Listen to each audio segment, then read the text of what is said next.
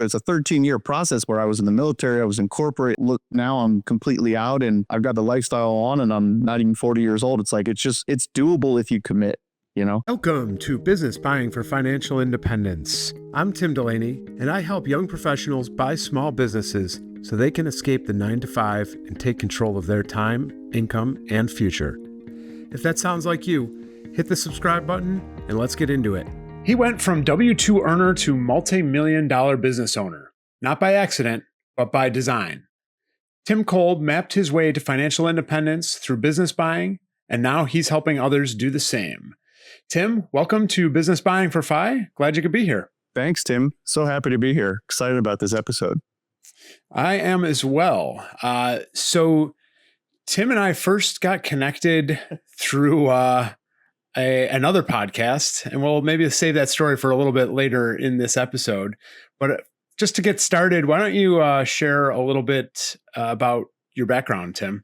Yeah, sure. So I went into the military in the early 2010s, kind of went through the traditional approach. I wanted to, as a young man, wanted to see the country, try to get my degree paid for, and essentially move up the ladder. So I went in. My greatest failure actually is not getting picked up for officer candidate school.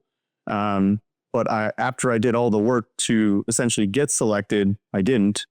And at that point, I had to make a decision. So I got into the corporate environment and kind of climbed the ladder in healthcare for about 9 years. And halfway through that journey, I now know that I bought a property with a VA loan and did a live and flip with my, at the time, girlfriend, but now wife. And we turned a 6-figure profit, and I kind of ripped up the script and said, I got to figure this out because there's a lot of different ways to, make money, build wealth, and kind of control your life. So 2019 really started that shift from the traditional approach to intentional living and ownership. That is pretty phenomenal that you just accidentally stumbled into a 6-figure flip. It was a live and flip. So basically we found a starter home in a beautiful little town in the Tampa Bay area in Florida. And my wife has great taste. So we essentially saved money, started improving things. In 2018, we were there from 2015 to 2018. I knew of the 2 and 5 rule at that time. So I started to learn a little bit, and we listed it, got an offer in 24 hours. And when it closed, which was like 25 days later, we ended up getting $125,000. And I started crying. I was like, this is unbelievable. I didn't know you could do this kind of thing. And we had no idea, VA loan, zeroed money down, like all these things I just didn't even know. And I kind of trickled into it. So it's pretty cool. That is, but obviously you had some knowledge or some insight. I mean, you knew the 2 and 5 rule, which for those that don't know, if you live in a primary residence for at least 2 out of the 5 most previous years, when you sell that house, you don't pay capital gains up to, I think it's $250,000 for a single person, $500,000 for a married couple.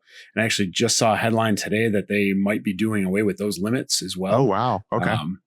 They're thinking it will open up housing stock from people that are holding on. But so capital gains free, $125,000. That definitely makes you start thinking a little bit differently. Yeah. What am I doing? I doubled my salary at the time in one sale, so it was like, I just thought I would climb the ladder, stay in, I knew you had to be a leader to make more money in the corporate world. So I just slowly started building those skills and moving in that direction. I had great mentors in the military, all these things to build this traditional approach. And that totally changed everything. That moment, for sure. So had you started getting into or listening or reading about financial independence prior to that sale, or? So no, so this is the critical piece is I got that money and I'm like, okay, what do I do with it? I had what do I do? I was just doing the basic Buffett approach of DCA and dollar cost averaging with my salary, right? Just put money in the stock market, forgetting about it, leaving it there. So I was like 99% outside of the personal residence, 99% stock, and 1% savings. I just threw everything in there. And then once with the sale happened, I really started racking my brain, like, what do I do? And that's how I stumbled onto Bigger Pockets, financial independence, all that stuff happened in 2019. And I only stumbled onto it because I was listening to other podcasts and they had an advertisement on it. And I'm like, well, that sounds interesting, right? So 2019, I dove into it, and I don't think I lifted my head up for about 18 months. I listened to everything, read everything, bought every book. You can probably see some of the books back here still. It was a game changer for sure. Awesome. So what did you end up doing with that 125,000? Yeah. So again, I should have house hacked, but I didn't. So I started to buy rental properties. So I was looking in my local area. 125K wouldn't have got me very far where I was living. So I read David Green's, out of state investing book. I developed a plan and I just hammered it out. So I think in 2019, we bought 4 with that 125. So the first 6 months was really learning.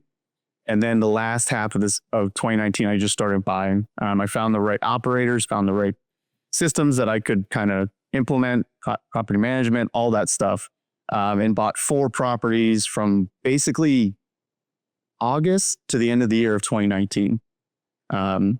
Got lucky with the timing with COVID, of course, but got really good rates, and just they were cash stalled. So I felt like I had made it. I bought 4 properties with 125 grand. Each one was cash flowing $200 to $300 a month after expenses, right? So I had thought I had figured out the solution to freedom.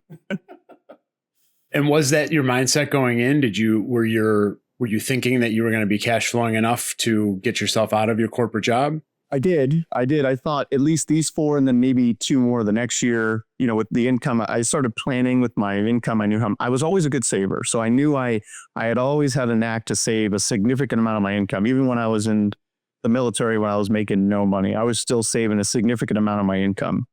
I just didn't have the right tools to invest it at the time. So 2019, when I started figuring out everything, I thought at the time, I get these 4 and I just go to, move to 5, move to 6, get up to 10. And at that point, if each one's cash flowing a certain amount of money, I'll make enough to walk away. So that was the whole game plan. Okay. And did that game plan work out over the next couple of years?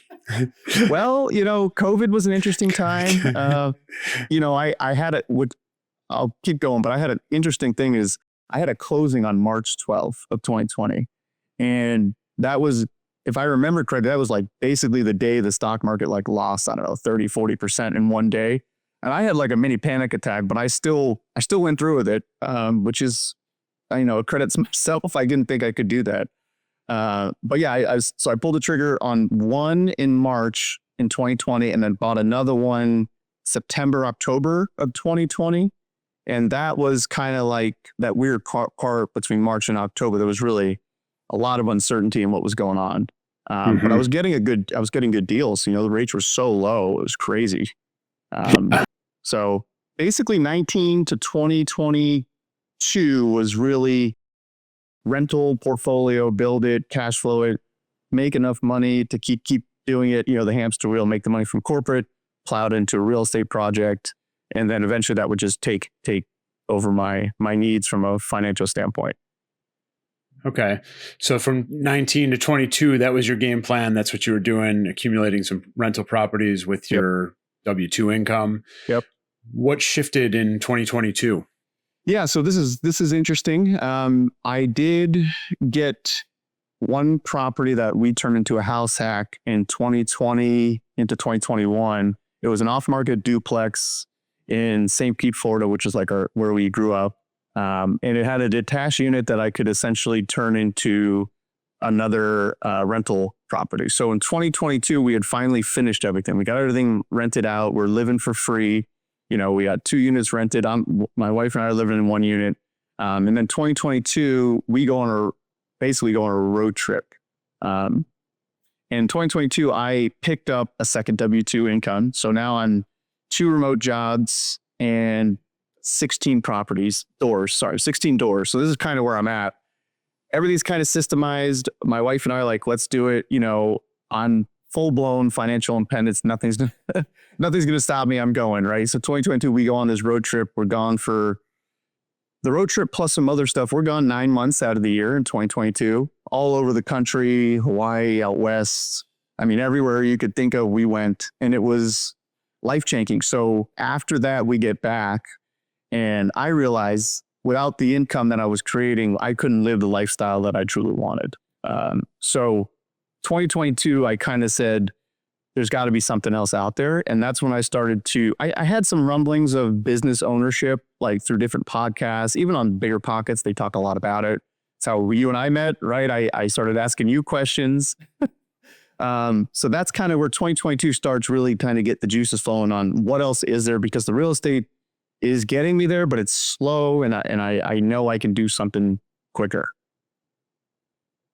So that cash flow that you're generating from your rental income is good enough for you. It's in theory could have made you FI, but in reality, you wanted more out of life than living frugally off of a kind of semi-fixed 100%. income. I had like level 1 financial independence, like that's really what I kind of was looking for a base hit, I guess. I just wanted out of corporate so bad. I was like, I'll live on less to get out. Like that doesn't bother me. Right. But when we took that trip and started understanding more of an abundance mindset, right, everything kind of flipped for me in that year. So. Yeah. And that's something that goes through my head a lot when I listen to certain people talk about their FI journey. And when I hear the numbers that they're talking about retiring on, the question I always have, especially when it's very young people in their 20s before they're married or before they have kids, the question I always have is that really going to be enough to live on forever? And sure, maybe, it definitely can be for a lot of people. You want to live frugally. It's, taking very modest vacations or living, in a certain way, then you can probably make it work with a very little amount of money. But like you said, when you have that, I think the more you get exposed to other things out there, it's harder to, at least for me, it was harder to say, yeah, you know what, I can live frugally because there's more out there that I want. So you have to think bigger, have an abundance mindset. Absolutely. And, build your skills. Every time, you kind of achieve something, like now I could look at a real estate property and do it in like 30 seconds. Before, it took forever. It's almost like you kind of level up in your skills, your confidence, your beliefs, what you want. It kind of just the step up process. I don't think I could have got to this point without starting there. I don't know how else you could, because that created the base to really kind of take it to the next level when it comes to wealth building and intentional living, for sure.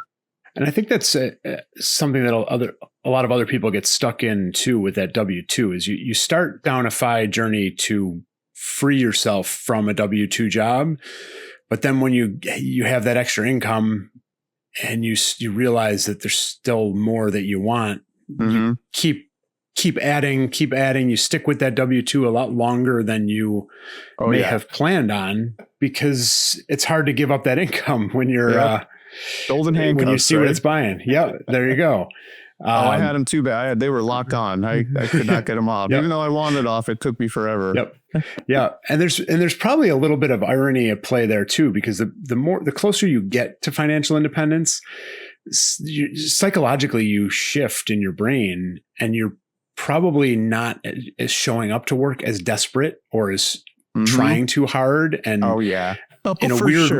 in a weird way that can actually be appealing to some employers, where they might see the writing on the wall and offer you more or give you more because they don't want to lose you.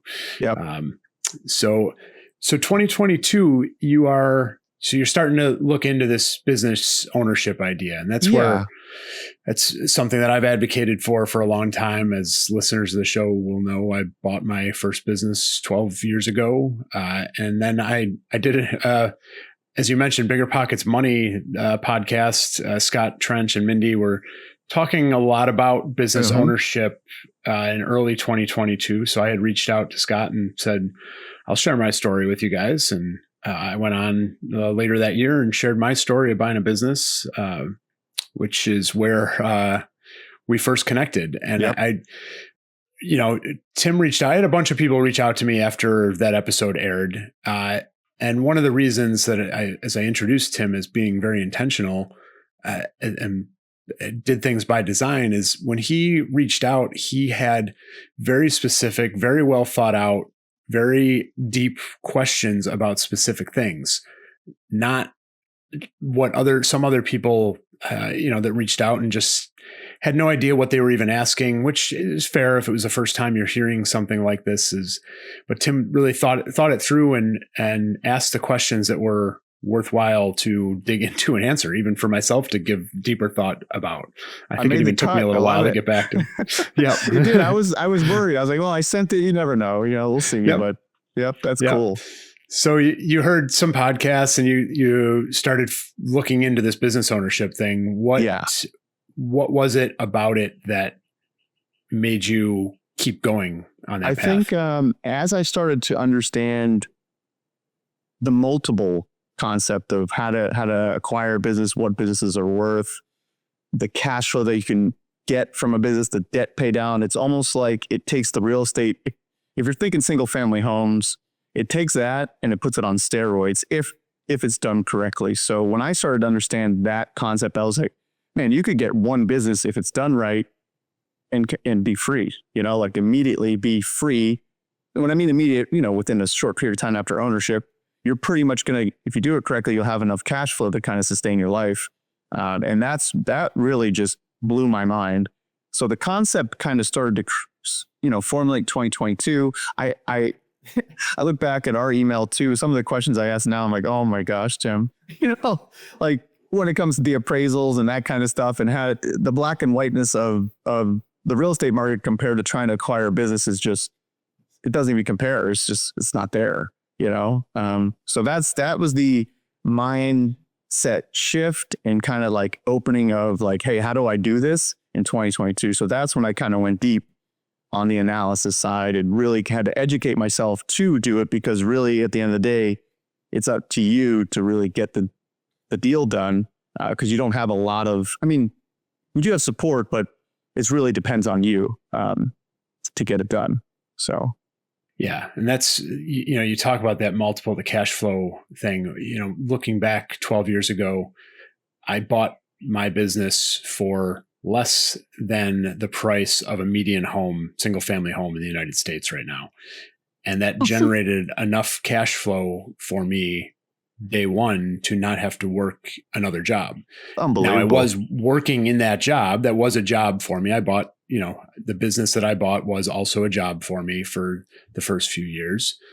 But that's the kind of freedom that somebody that hates their W-2 can enjoy from day one. Absolutely. It's I wish I would have got there quicker on that, because I was like, I'm already working. Why not just work for myself? Like, I didn't really pick that up until much later in my journey from 2022 to 2025. I'm like, I'm already working. Why not just work for yourself? That's such a common understanding. I just missed it completely. Yeah. I mean, you're not alone. I think the vast majority of the population is there in that mindset as well. Yeah. It just takes something to trigger that where, I can work for myself, put in the same amount of hours, maybe a little more, maybe a little less, and building not only cash flow, not only a paycheck, but building equity over time. Yeah. Which is equity's what crazy. You discover. Yeah. Oh, unbelievable. Exactly. So you buy a business, almost always, if it's a decent business, you're going to be using some kind of debt, whether it's seller financing, bank debt, and that pay down happens much faster than real estate too. It's usually a 7 to 10 year loan. So there's less interest upfront, more principal pay down. And then ideally you're also growing the business on top of it. So building more equity. Yeah. So what was the search process then like? So you're getting into businesses, you're liking the idea. Yeah, it was clunky to start. So I didn't know what I didn't know. So I just would find a random podcast that spoke about it, and then I'd pick up on it. I'd take notes. I'd go research it. So that was kind of the beginning process. And that's kind of how I've done everything from start to finish when I wanted to join the military, all the way to the corporate, to the real estate, to the business ownership. It was like, listen to what other people are doing who are doing it well, take notes on it, go research it. If you don't know the answers, go ask someone that does. Just constantly, like boom, boom, boom. But as I started to get a little bit more educated, my framework was better because I had done this before, as I said, for all different areas of my life. So I really started to harness in on a few different, I guess people or experts that you would say are in business from like a social status standpoint. So, Walker Dybel, Cody Sanchez, and Alex Hormozi were kind of like my pieces of the puzzle. So Walker Dybel's book, Buy Then Build, is unbelievable. That is the book I used to acquire business, hands down. I took the notes, read it, basically it was my blueprint to acquire business. Cody Sanchez was great. A lot of her stuff was still kind of new when I was getting started, but I read her Main Street Millionaire book while I was in due diligence. So I still committed to reading it, even though I had already kind of committed to this business at the time. And then I thought, I was like, okay, this stuff kind of helps me acquire a business. What do I do when I'm in it? So that's where I kind of latched on the Hormozi stuff and read his books, his podcasts, his posts, just so that I could figure out how to operate this correctly once I stepped into it. I have really good people skills, leadership skills when it comes to organizational structure and change. That's kind of my strength. I needed help on the business skills, the marketing, the advertising, the numbers, all that stuff to make sure I had a good system once I stepped into whatever business that would be. But that took 3 years. That didn't happen overnight. I mean, I started at one point, and then when I was able to get this business under contract, I felt so comfortable. I think I was just relaxed at that point. I'm like, relief that I could get to this point and I'm kind of ready to pull the trigger. Everything before that was organized chaos. Yeah.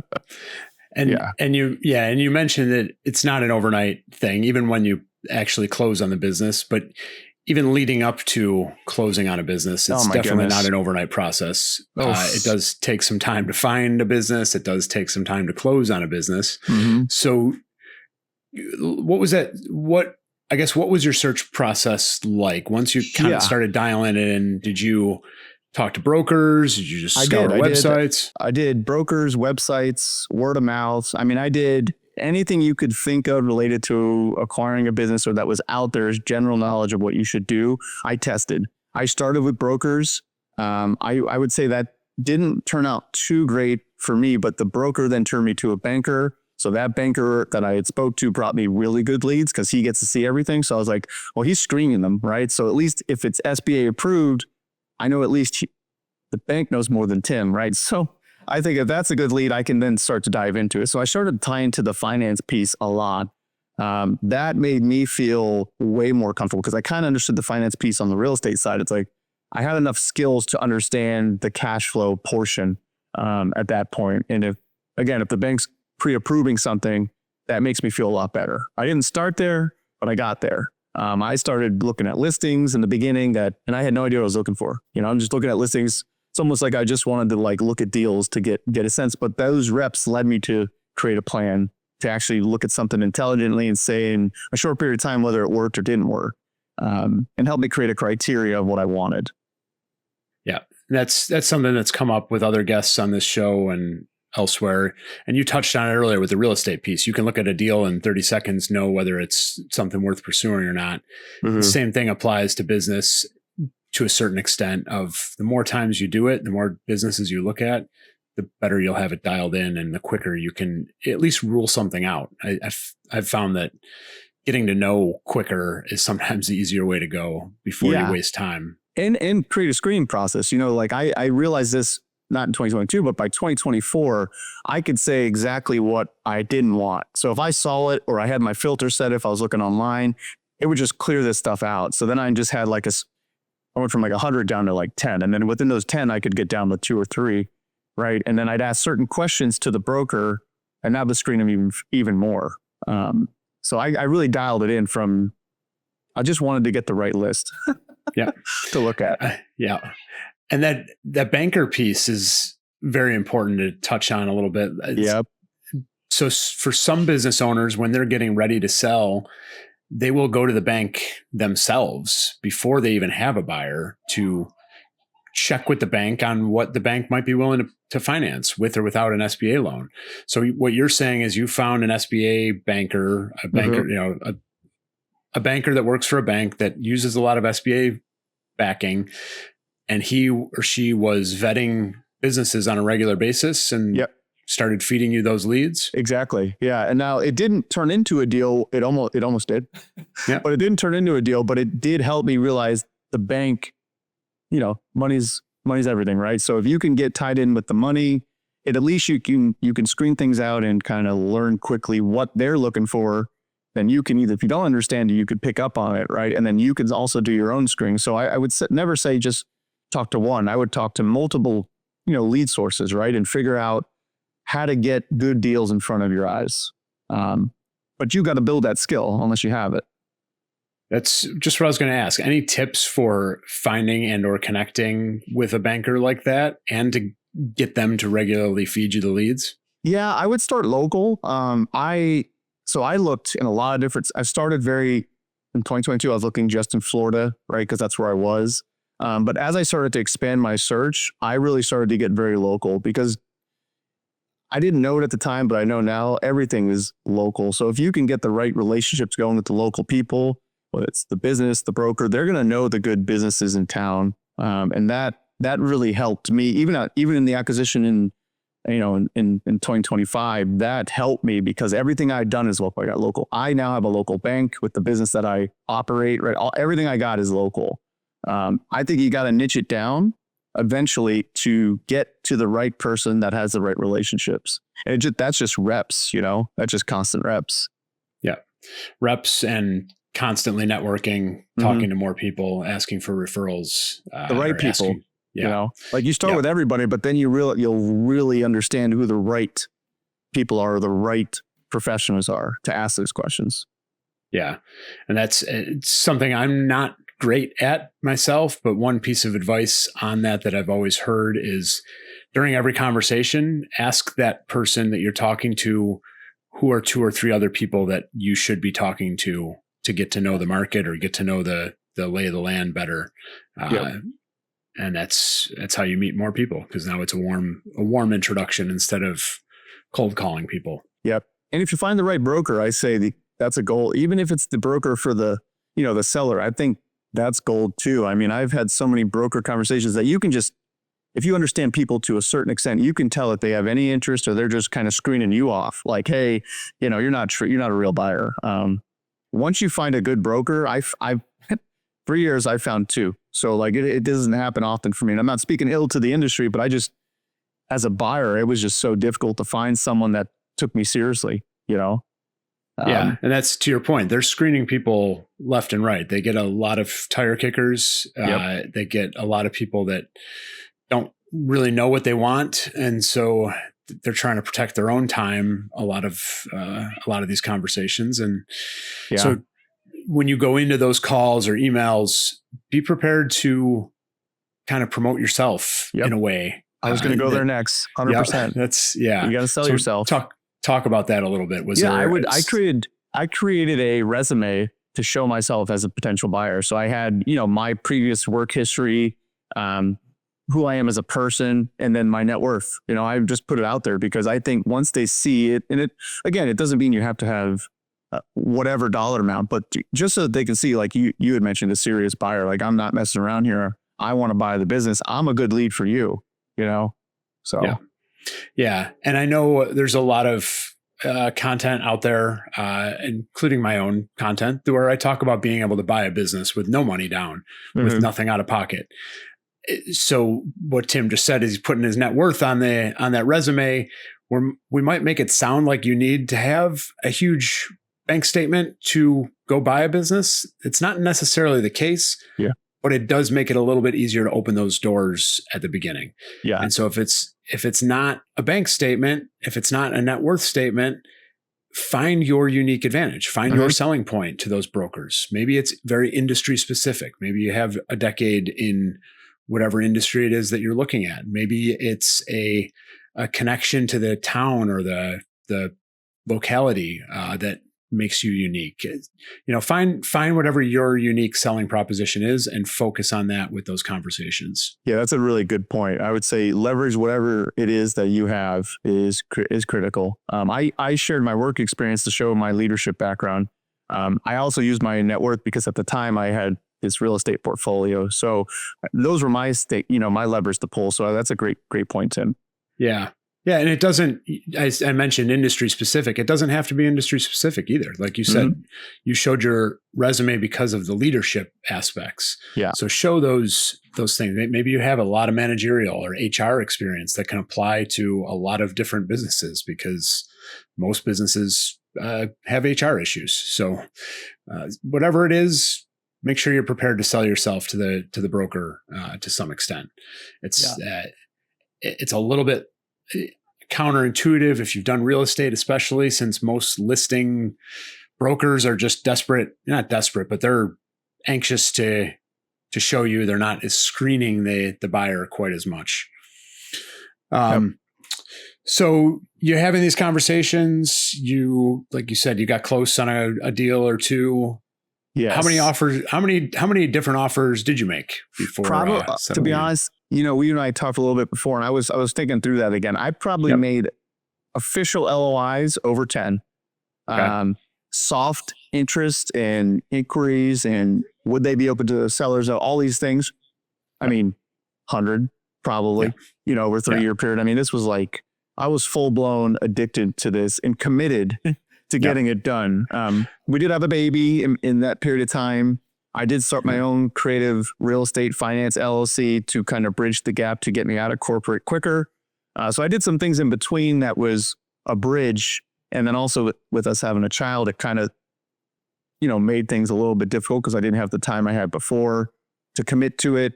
But at the end of the day, I knew I was always going this way. So it was, if I wasn't doing something for work or with my family, I was doing something to acquire a business. Yeah. 3 years and 100 soft inquiry offers is definitely showing commitment there. Yeah. It was, I, at times, too, I didn't I'm like, man, is this ever going to happen? Like I would say that to myself, and I'm not that guy to say that, and I remember looking at it, I'm like, is this ever going to work? Wow, I have committed so much time to this. Yeah. Or I'm like, should I just do something else? Should I just double down on real estate? I go back and forth all the time on it. Yeah. But I always kept coming back to the same thought of and final, I guess, memento of like, Tim, this is the path. This is your path. I know I wouldn't say it's everyone's path, but Tim, this is your path, 100%. Nice. Yeah. It's a numbers game, as with a lot of things like this. Yep. It's, you have to put in the reps, put in the offers, put in the LOIs.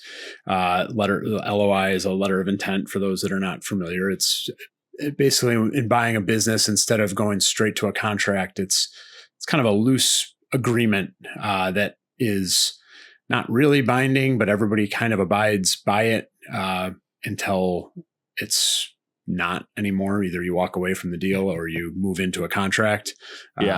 Which kind of it just outlines the terms of the deal, how you're going to finance it, what the price is going to be, and what the plan is for due diligence and for closing. So of those LOIs you submitted, did you actually go into due diligence on any of those companies? On 3.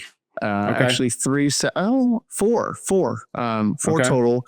A couple of them were not really what I thought they were as you get into the due diligence. So that was just, they tell you one thing, you get in there and it's not. And then one was more on me where I understood the financing to be X and it turned out to be Y. And I didn't feel comfortable with that. So that was me pulling out of that one. But out of the 4, I got one. I backed out of one myself due to my problems. And then two were, in my opinion, on the seller side. Okay. And so that's the thing I've found when you're looking at the initial information that a broker gives you or the business owner gives you. I personally struggle with trust issues on those numbers and on the information that they're giving me. But in reality, to get to the LOI, a lot of times you need to just trust those numbers. And then the due diligence period, which is after you kind of have a loose agreement, is where you verify all that information. So trust but verify, and verify again. But initially, just kind of have to take their word on it. Don't get too critical. Don't start thinking, what if, did they embellish this? Did they embellish that? It's just take it for what it is, run your numbers, run your analysis, look at what your own market research says on potential income and expenses for that business. Yep. I started and then there. Get into due diligence. Yeah. I started where you just said. My whole first minimum 2 years was that. It was almost paralysis by analysis by paralysis, that whole concept of asking too many questions before committing an LOI. And then as I got later into it, I got much more aggressive with the LOI. Get me in there. Let me tear it apart if I can, and then go from there on it, you know? Yeah. So, yeah, exactly. So, and that's the thing. So you could spend years and never put an LOI in if you're going to be overly critical, or not trusting of what is initially presented. And I kind of equate it, for those of you that have done real estate, it's one thing to be conservative in on a flip or a burr, for example. I find myself getting into these scenarios where you start bumping up the rehab budget just because you want to be conservative, or you start reducing what the after repair value is going to be because you want to be conservative. And it's great to be conservative, but at the end of the day, you're never going to get a deal if you're overly conservative, because you're almost misrepresenting the numbers to yourself of what you're capable of. It's definitely a partnership. I mean, you got to look at it, everyone's got their own interests, but it's a partnership to get it done. There's no doubt, or else it's not going to happen. Yeah. Let's jump into that. So you have an LOI, and what happens next? Yeah. So on the business that I acquire, is that kind of what you're asking? Yeah. Okay. Let's go into that one. Yeah. So it's interesting. So how I got to this business, I was late 2024. I am looking every day, at least I thought every day, at these, trying to find a deal. And this one came up in the North Carolina area, which I'm in Eastern Tennessee now. And I'm relatively, so I saw this, I'm like, well, that's interesting. That's not too far from me. I wouldn't say I was concerned about having to be close to a potential acquisition. That wasn't my goal. But if it worked, great. This one pops up, and I called the broker because the listing passed everything quickly. I'm like, okay, this screens out really easily for me. I'm very interested. He goes, oh, we're going to highest and best tomorrow. And I go, you got to be kidding me. I was like, you got to be kidding me, right? This is December 26th, like right after Christmas, like he's like, oh, we got so much interest. We're just going to go to highest and best. I'm like, how long has it been on the market? He's like, 10 days. I'm like, oh my gosh. Okay. So I tell my wife, I'm like, hey, I'm going to lock myself in this room and I'm just going to bust this out. And if we get it, we get it. If we don't, we don't. But I know I have to try. And then I'm at this point, put multiple hours into it. I've already got the framework, right? So I just got to plug everything in. And I submit it. And I knew, because I asked the broker, hey, what are they looking for? And a lot of it did fit who I was, right? But I also understood that they were looking for somebody to kind of take this to the next level in relation to their background, as well as, using certain aspects of business acumen with like marketing and advertising and tech and all that stuff. And they didn't have any of that. So that I really leveraged that in my narrative within my resume to kind of hopefully put myself in front of, their eyes. So he calls me on, I think the 29th, and was like, hey, they want to talk to you, because they were screening people. They were having conversations with people that they liked. I just submitted it, and he was like, hey, they want to talk to you. And I'm like, okay. So I get on a Zoom call. We talk for an hour, and then they call me the next day and say they want to accept my offer. And I was just like blown away. I was like, no way. So I got the timing was so lucky, but I was prepared, right? I was super prepared to make my offer. Yeah. I got under contract, and I found out after we closed, he was like, we had 220 something interests, clicks on the links, calls, whatever.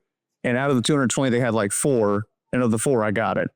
Nice. So that was pretty cool for me. That's impressive. And that it probably comes down to some of what you talked about earlier, your leadership skills, your people skills. You get on the call with the owners, and as you already mentioned, it's a partnership. You need to be able to work with the seller. It's very different than a real estate transaction where you may never have contact with the sellers or the buyers if you're the seller. This is a very work together to the finish line type And of it's give and transaction. take. You've got to give and you got to know where to give and know where to take, like you got to get a sense of who they are and what's really important to them for the sale. Yeah. And that's why I would ask the broker questions that you can speak to the owner, ask the owner questions. And that's when I started to really understand how to negotiate with them, is because I knew what they wanted. And to me, I was willing to accept that because I knew what this could be, kind of thing. Yeah. So, And when you're talking about knowing what they want, you're not just talking about the dollars, correct? You're no, talking absolutely about the not. Yeah. the person and their legacy. What do they want for their people? If the business with staff, I mean, do they own the real estate? How do they want to handle that? I mean, it's so complex. It's just so involved. It's not cookie cutter, Yeah. So for most people selling a business, it's been a part of their life for a long time. It's their child, for lack of better words. And it's not just about getting top dollar for most people. It's about making sure that it's going to carry on in a way that they can be proud of for the rest of their lives and the rest of their children's lives. And it's something that is part of them. So when you're in those discussions with the seller, even from the very first time, be aware of, try to figure out what they're looking for, try to figure out how you can display that to them as a buyer. Absolutely. Not inauthentically, be authentic. If they're looking for something specific that you just know that you can't do or can't be, then it's not the right deal for you, because it will come out at some point. Better that you walk away sooner than try to fake it too long. Fake it till you make it is not what you want to do. No, not at all. So you get this under contract right at the end of 2024. Yes. What kind of business is it? What kind of structure do you set up? And what's your timeline for due diligence? Yeah. So it's interesting is they wanted to close in like 45 days. And I had called a banker and he's like, the size of this business, I don't see it close in 45 days, but give it to him, right? So that you're earnestly trying to close. And I said, great, that's what I'll do. So it's 4 different businesses rolled under one corporate structure. So, they want to close in 45 days. I'm buying all of them. It's a tool rental and repair business, a hydraulic and truck repair shop, and a custom /steel welding fabrication shop. And then there's a there's a second building that is a combination of tool and hydraulic rental and repair. So it's 4 entities under one corporate structure that do 3 different main things. Okay. And there's 27 employees. There's 4 managers, a GM, and then myself, the owner. So it's a big one. It's the sales price was $3.75 million. It was a big purchase, but I knew I wanted to, and this could be a different topic, but I started small on revenue and quickly understood that I should be pushing the revenue higher, because that would, in my opinion, de-risk the deal. Because there's a lot of stats out there that say specific revenues really can tell you how long a business is going to stay in business. So that's kind of why I started. I started small and really, really higher if I could. So interesting. So in that, the 4 different entities under one corporate structure, to close that in 45 days with bank financing is probably near impossible, if not impossible.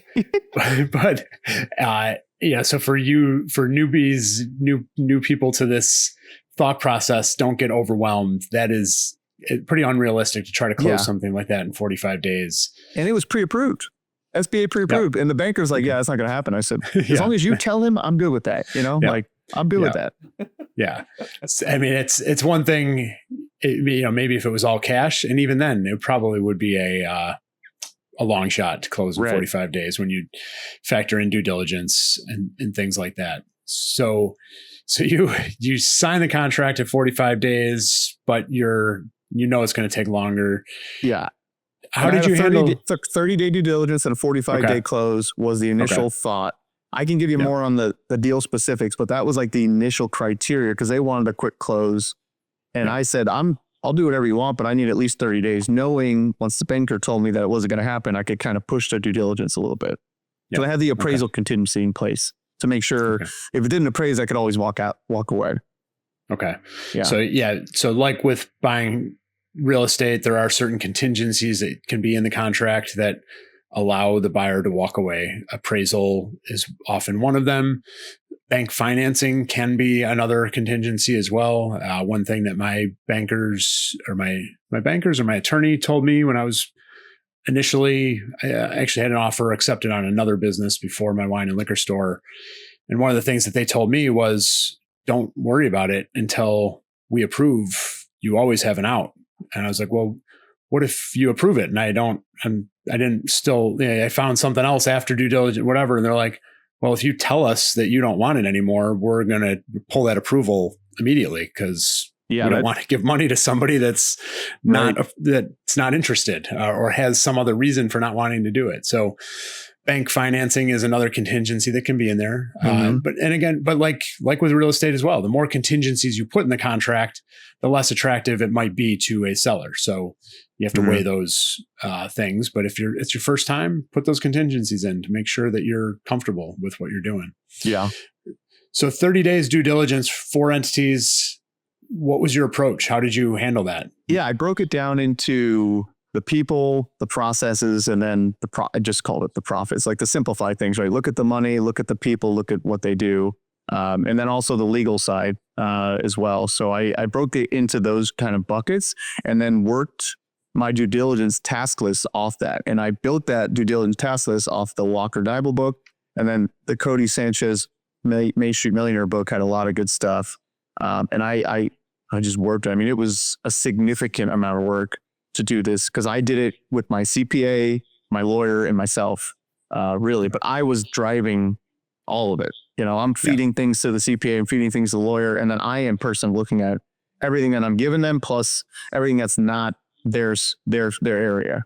And that's definitely what that part was. When we closed, I was exhausted. I mean, I was exhausted. I can tell you, I remember closing and I'm just like, man, I got to start. Now I got to run this thing. Now the real work starts. I think we closed, what did we close? Mid-March. So they wanted to close in 45 days. We ended up closing like 75-ish, I would say. Still impressive. Yeah. I mean, it was a blitz. I mean, it was hardcore pushing every day to get it done. And I no longer was working my W-2 jobs, right? I had this creative LLC that created money for me that gave me ample time. So I was focused on this every day, Monday through Sunday. I mean, I did it on the weekends. I had to work it at all times. So I would say 75 days to get it done was a push, but we got it done. So there's a lot more to that, but yeah, we got it done. But I did break it up. I broke it up into certain buckets and just worked my pass list. Got it. Yeah. And you mentioned using your CPA and your attorney. When you're working with a CPA and an attorney on due diligence stuff like this, it's important to remember that you need to stay on top of them. Don't just hand off. It's project managing, 100%. Make sure you're asking specific questions, showing them certain things that you have questions about. Don't waste their time and your billable hours by just handing them everything and saying, tell me what's wrong or what you see. And I mean, you can, depending on your relationship and how much time you have, but they will also take all of their time. And I'm sure with your accountant, in February, you're in tax season, they're probably busy as well. Yep. I would say use, AI as well. I mean, ChatGPT, I used a lot. I mean, there's a lot. If you don't know the answer and you don't have the subject matter expert that can answer it for you, I mean, that ChatGPT, AI, all that stuff is unbelievable because it can really bring you to a point, right? Much quicker than you could find it. So like I use that as my executive assistant I use it every day now, but in general for an acquisition, I use it constantly. Asking it questions, how do I need to word this to make it protect me even better than what my lawyer would put in writing? I mean, everything to that level. Yep. So great point there. AI is definitely a game changer with this type of stuff because it can answer all the questions for you and you don't have to go organize your to thoughts. specific. I mean, it can organize your thoughts. I mean, that's the part where I could just put stuff in writing, like I'm writing an essay, and then it would figure out something, and then that would lead me to my next thought, and more specific question to whatever I'm trying to work on. Yeah. Yeah.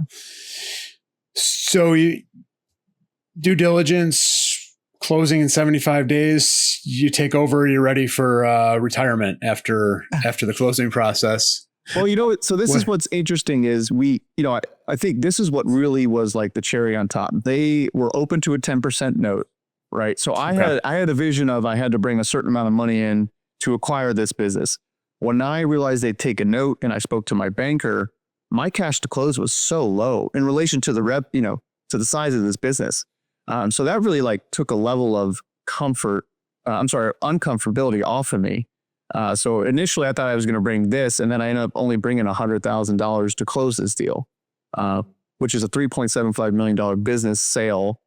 And then the appraisal comes in, right? And I'm just like giddy because the banker calls me. He's like, "Hey, this appraised at $4.65 million." I almost fell out of my chair. I was like, "Listen to me. Can you just walk me through what you're telling me? And can you share this document with me?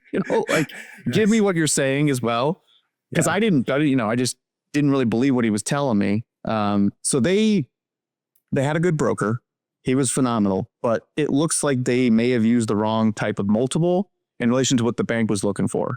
And when I saw the listing, I felt super comfortable with what they were saying. I'm like, well, this is going to cash flow really good with their sales price. If I can get them to take a note and a couple of little things that I wanted in the LOI and the purchase agreement, then I'm all for it, But yeah, that was like the whole journey. And then once, 75 days, I think at like day 65, I get the appraisal back, and it was like smooth sailing. Like, let's get it. I got really aggressive. Like, let's get this done. Like whatever we got to do, let's get the deal done. Yeah. So that's awesome. So you walked into almost $1 million of equity. Tim, I don't even know. I couldn't believe it. I needed to see it over, and I needed him to walk me through it. Yeah. And that is awesome as that sounds. And maybe, you could say, oh, they could have sold it for higher. They might not have. It's sometimes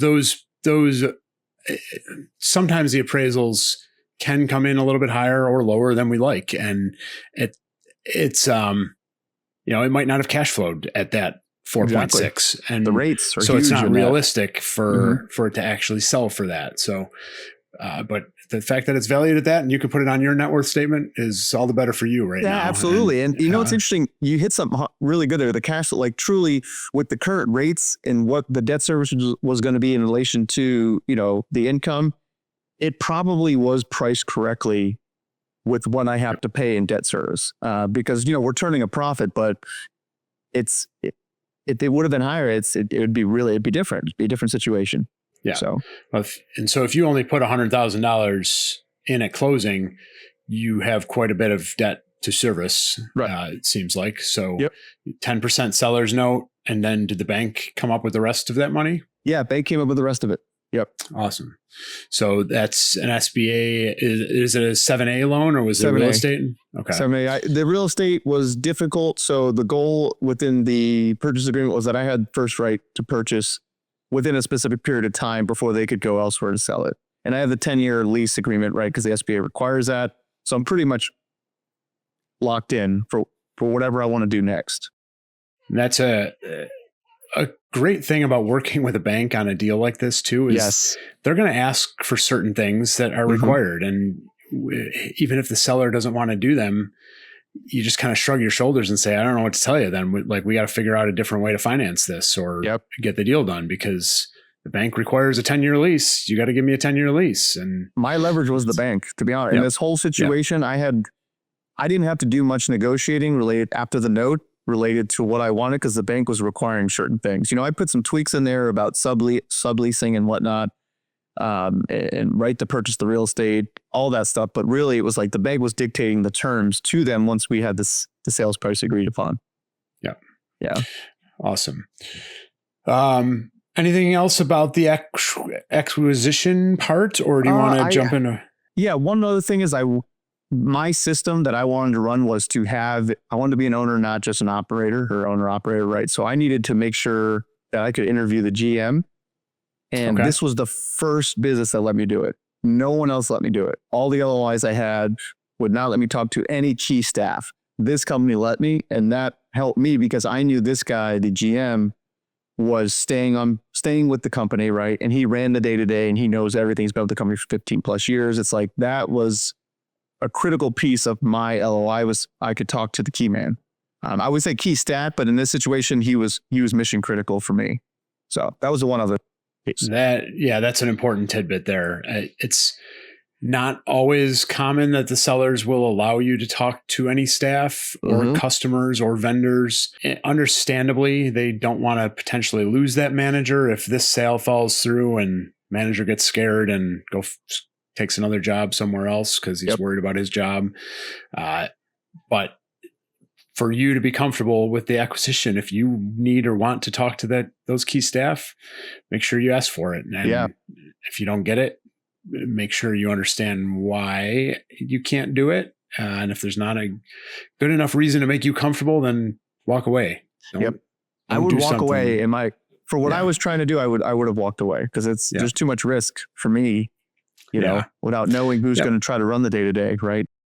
Especially if it's not, so it doesn't sound like it was right in your backyard. It would have, even though it's close, it's still a drive and it's still it's not like you can be there every single day or every minute of every day, which is, all the more reason you need those key staff to transition with you.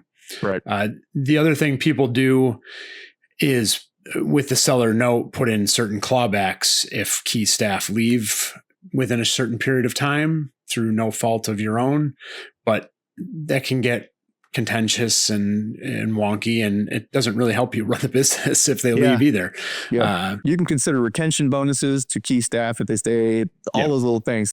To be honest, I didn't do it after I spoke to him because I was like, all right, I trust what he's telling me, and I'm willing to commit if after that conversation. So awesome. So what did you do the day after you closed? I closed on a Thursday. It was like, because it was 4 businesses, right? It was in a holding company. So it was 5 entities. It was like 3-4 hours of documents. So we closed on a Thursday, and I was like, I told the owners, he's like, you coming tomorrow? I go, no. I was like, I'm going home. Like, I need a break, man. Like, I'm going home. So I took Friday, Saturday, Sunday and just like decompress because it was the only way I could get ready for Monday. So I go back home, right? And then I head back to this. It's about 2.5 hours for me. So I go back home and then I head back to the business on that Monday. So I go Monday to Thursday for the whole first month. And just go balls to the wall, 8 a.m. to 6 p.m. Just getting involved with the people, the processes, the banking, all the little things that you'd have to get turned on, like credit card processing, QuickBooks, checks, all these credit cards, like all these little things that you have to get done, title work on cars. Goodness, the list just goes on. Lawyer's office, sign more paperwork because something was forgotten, running checks to the bank, all these little things that you got to get doing. So I just got to it. I would say the first 2 weeks was just like drinking from a fire hose. Just completely. And then you're trying to meet the people, right? Because my goal was like 2 weeks. I want to meet everybody. That didn't happen. It took me 45 days to meet every single staff member. And to run the business, so it was just it was a blitz. So the first month was essentially just learning about everything. And then the second month we started to make tweaks based on what we had seen, right? And what I had heard from the staff and the managers and the GM. And then you start finding the skeletons in the closet that weren't told to you before you closed, so then you got to solve those problems too. There's always skeletons. That's just part of it. They're trying to sell you something. They're not going to tell you everything. Yeah, exactly. Nothing's going to be perfect as long as you don't have any major skeletons. You're in good shape. But again, that's where clawbacks can come into place if there is a seller note that keeps them honest. And not even clawbacks, just the fact that sellers are willing to carry a note means that they're probably not hiding anything major. Which the note was huge for me because now I know they're in it with me. And there's some things that they were subject matter experts, the prior owners. So they had certain things that they did for the business that were special. And I made sure in the contract that we had them on board for a specific period of time. And then after that time, it was basically, fee for service or pay for their service kind of thing. So that was important for me is because I knew there was two areas we were vulnerable in and what they did. And if we either needed to hire out or make sure that they would do the work for us still for a period of time. So that's kind of like the only thing I could see. And honestly, once I got into it, it was like, man, those are the only two things that they do really well that the rest of this team doesn't do. And that was it. Because at that point, I realized there were some limitations from the prior ownership on how the managers, the GM and the staff did things. There was like a lot of micromanaging in relation to their day to day.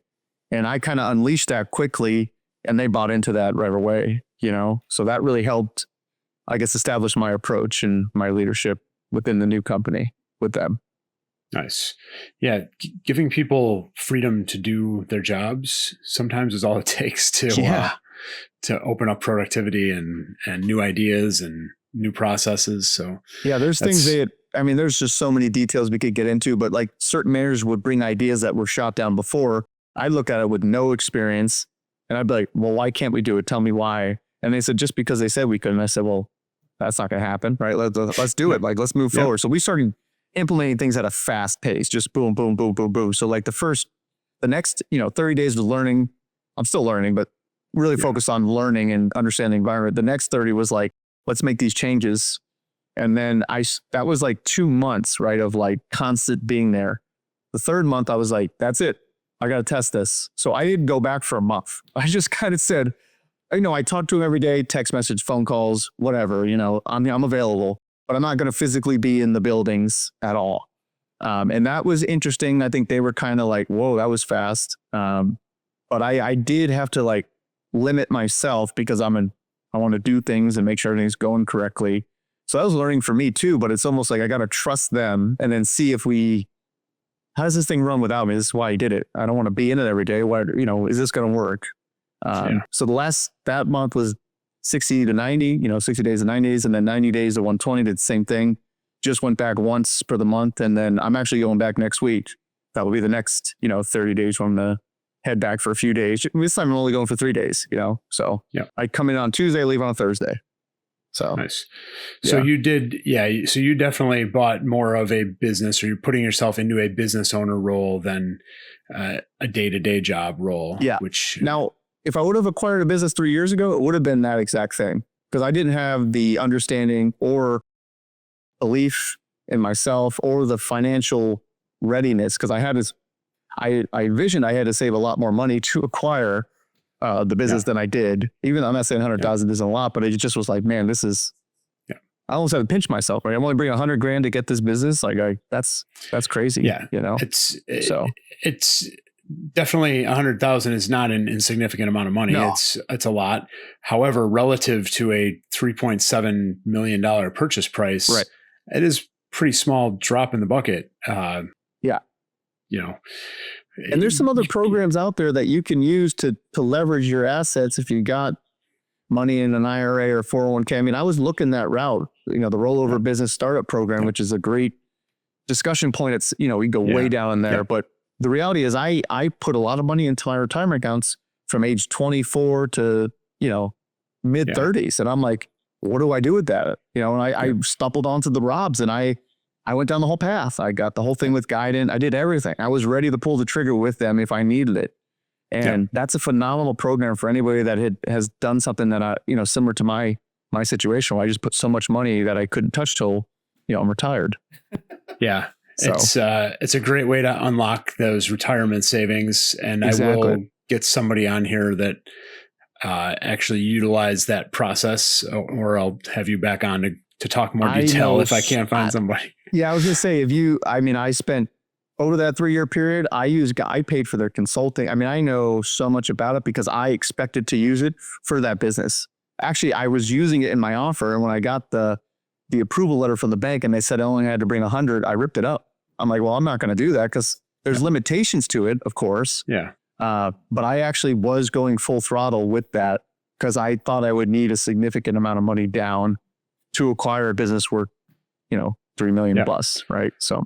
Yeah. So let's talk about that a little. You touched on earlier, and because I think then this ties into your intentional living philosophy as well, of you started looking for smaller businesses and ended up buying a much larger multiple business entity. And so not to, I don't want to scare people off with, oh man, 3.7 million, I can never do that. What was your thought process when you started looking for smaller businesses, and why did you shift to larger? Well, base hits, I was looking for a base hit. How can I get out of this quickly? I think that was the biggest thing. Is like, okay, I just need to replace after I made a couple jumps in my corporate job, I was making about 60, 70K. This was early, right? Like, what do I do to replace this income? So I went back to my thought with real estate. Okay, I just need to get these many houses to get that amount of annual income, and did the same thing with the businesses, right? What do I got to do to get out of this? So, I'm making this amount of money today. How do I get out of it? And you can get a business with revenue of 200 to 300 grand and just pay, not much to get it. And the cash flow is usually 1 to 3 multiple on that. So it's like, okay, you can do this quickly. They carry half a note. You can finance a little bit. I mean, there's so many ways to get a smaller deal done. But what I would say is there's a lot more issues with those generally, or you got to work it every day. So I learned my lesson from the real estate. When I did this, when 2019, I bought a bunch of base hits. Again, cash flowing good, $100 to $300 a house. But it took so many to get me out, and I still wasn't out fully, that I said, and my wife was like, "You've already done this, Tim, like go bigger." So when she told me that, I'm like, you hear it on the podcast, everybody talks about it. It's like, there's risk no matter what. But in my opinion, there's less risk of a business failing with the more revenue. I mean, there's so many stats out there. So I just said, okay, let's go for it. So there was a stat in Buy Then Build. I think it's 96% of businesses last more than 10 years if they're over $1 million in revenue or something like that. When I read that, I was just like, man, I'm so committed at this point. Like I'm going for that. And that's kind of where I ended up. So that buy bigger mentality. So it's similar with real estate. There are countless real estate people out there that say, I wish I would have gone bigger sooner, because the same process. The singles and doubles are great and they free up a little bit of cash flow. But once you start realizing, it's like, oh man, doing all this work, getting an extra couple $100 of cash flow a month, but I could do just a little bit more work and get a lot more. So I mean, it's the same process, just bigger numbers. Exactly. That's it in a nutshell. And when you see it, like when I got the first debt service statement back and I saw the principal pay down, I was just like, because they don't let you look at it online. It's all paper statements. So I'm like, I was waiting. I'm like, okay, let's give me the statement. And I saw it. I'm just like, that's like, even if I don't make a single dollar, this business is paying down more than five figures a month in principal. It's like, that's mind blowing to me, So game changing. Absolutely. It's life changing. I mean, it's changed my life. There's no doubt. And so what kind of lifestyle do you have now? You're, so, you mentioned you don't go in every day. This is the whole purpose of it. Like the money is great, but I promise you it's all for the lifestyle. So we lived in the Tampa Bay area. I was in the military. We lived there, moved back there, lived there for a while. My wife and I, after that road trip in 2022, we came back to Florida. Like I said, went out west, went to Hawaii. I mean, we went everywhere. And I said, with her, we can't do this anymore. Like, we just can't. Like, we are committed to leaving Florida to live our life the way we want to live. So we started an insane process to move. So we circled something on the map. We had an idea of where we wanted to live. My wife was pregnant. So this was all happening at once, trying to buy a business. I mean, it was chaos. In 2023, it was just complete chaos. So we love hiking, love being outdoors, all that stuff. So we found a place in Eastern Tennessee with land and kind of our dream home setup where it's very relaxed, quiet, mountain views, all that stuff. And it's a work in progress home. So when we bought it, the first 2 years, now we've been here for 2 years, actually, we put so much labor and love into it to get it the way we want it. But the idea is we wanted to be self-sustained with land and kind of have our own serene environment to raise our daughter. So that's what we did. And then my lifestyle is, it's perfect for me. I mean, I get up, I'll just give you the rundown. Like my Tuesday to Thursday is my busy parts of the week. So today is a perfect example. Woke up about 5:36. I get up, I'll go on a walk.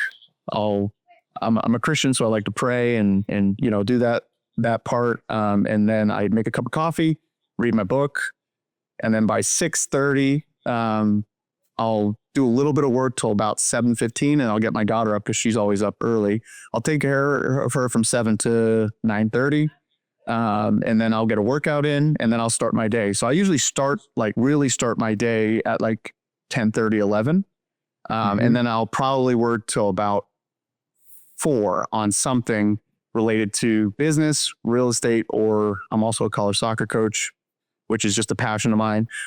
So I do the recruiting and stuff like that. So that is like my day. 11 to 4 is like Tim's work hours related to like in the business needs. And that's Tuesday through Thursday. I mean, that's basically 15 hours a week. Now, can somebody call me at any time? Yeah, it happens a lot. But when Tim's really working, it's 11 to 4, basically Tuesday to Thursday. Then Friday I have like a busy morning so that I can start the weekend early. And then Monday is usually Monday is like a Sunday, unless someone calls me and needs something. So I'm really cranking probably 20 hours a week.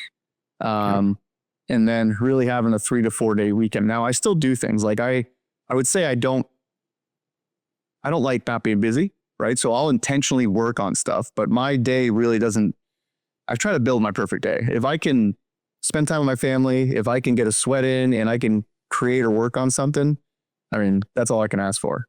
So that's awesome. It's unbelievable. I can't even tell you. It is. And when people hear, because one of the things I get from people a lot when, you got to buy a business, then you're stuck and you're chained to the business and it's so much work and it can be if you don't buy right. And I think to your point, sometimes the bigger the business, the easier it is to work less in it from took me 3 years to get there, but yes, 100%, 100%. And it's, you've designed a amazing life with a handful of real estate purchases and then a nice business acquisition, and have set yourself up on a financially freeing way that is a great role model to other people. So it all started with you, Tim. Thanks. It was my first true email. It was my first true email. I promise you. I didn't send one to anyone else but you, the first one. That started it. Started the flame. Perfect. I appreciate that. And it's, I guess, just a testament, something Tim and I talked about during our pre-call was sharing your story with other people can be game changing for other people out there. And that's why Tim agreed to do the podcast. That's why I was on the Bigger Pockets Money podcast years ago. And that's why I started this podcast, is just to share more stories like this so that less people feel stuck in jobs or lives that they don't enjoy. Like this is, we only have one life. You may as well find a way to live it in a way that makes you happy every day that you're here. And I would say my story is so applicable to people. Like mine was 13 years of traditional work. Like I didn't just turn the switch on. I'm not saying I deserve any sort of accolade, but it's a 13-year process where I was in the military, I was in corporate, and now I'm completely out and I've got the lifestyle on and I'm not even 40 years old. It's like, it's doable if you commit, Yeah.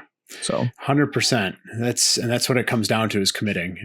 Instead of complaining, take that energy and commit to something that will change your life. Whether it's buying a business, whether it's buying real estate, changing the trajectory that you're on if you don't enjoy it. Yeah. I might actually get you back on another time to compare and contrast real estate investing with the business ownership. Absolutely. I think I'd love that. I think we're at a little over an hour already. So let's, I think we'll wrap it up here. Unless there's anything else you want to share specific to this business or to something we touched on today. No, just, if somebody has the need and wants to discuss this stuff more, I mean, I'm willing to help anyone that's willing to help themselves. I've had so many good people help me, from all walks of lives, and I wouldn't be here without them. And I think, as you just mentioned, that's the key to everything, is to give, once you do something, is right, it's, can you give that back to them? It's like, for more, for what? So yeah, that's kind of how I like to approach things. I love that mentality. And I will put links to your LinkedIn and Instagram in the show notes below. If you have any questions for Tim, definitely connect with him through those. And he's been a very open book with me. I'm sure he will be helpful and be a good resource to anybody else out there as well. So with that, I'm going to wrap it up for today.